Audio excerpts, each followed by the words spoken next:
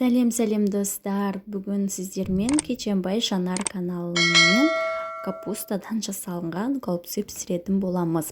Каналыма тіркеліп, лайк басып, видеоны соңына дейін көріңіздер. Бізге қажетті капуста. Капустаны мен жерде үлкенін алып қойыппын. Енді сіздер кішірегін алыңыздар. Сонда өте жақсы ашылатын болады. Міне көрдіңіздер ме, мен үлкенін алған соң маған ашу өте қиын болды. Бірақ енді сонда да алған соң жасап көруге тырыстым. Мінекей ашып жатырмын. Ең алдымен сіздер түбін алып тастаңыздар. Сол кезде ол өте жақсы тез алынып тасталынады. Қазіргі таңда видеоларды көрсеңіздер, осы капустаны суға қайнатады. Егер оны қайнатсаңыздар, сіздер жеген кезінде ол өте қатты болады да, ешкім жегісі келмейді, тек ішіндегі салмасын ғана жеп қояды.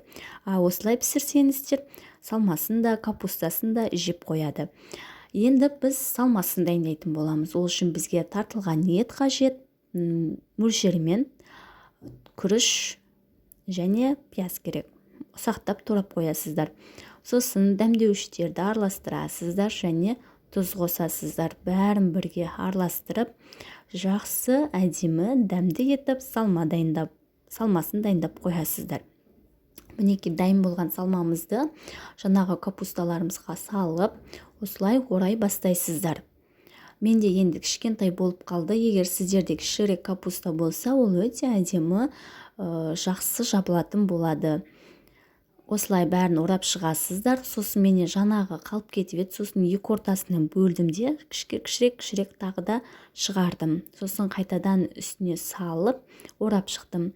Ана видеода көрсетілгендегідей, егер қатты жері болса, оны пышақпен алып тастасаңыздар, өте жақсы болады.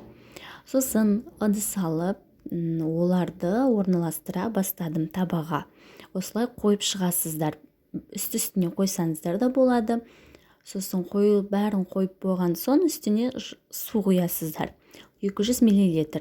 Сосын отқа қойып, тағы да су құясыздар да, тұз себесіздер, бір ас қасық. Сосын менде дайындап қойған өзімде майлы икра бар.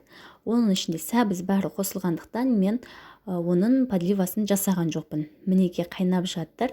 Мінекей піскендегіде өте әдемі, дәмді. Алғанда да өте әдемі болады. Сіздер де жасап көріңіздер. Ас болсын.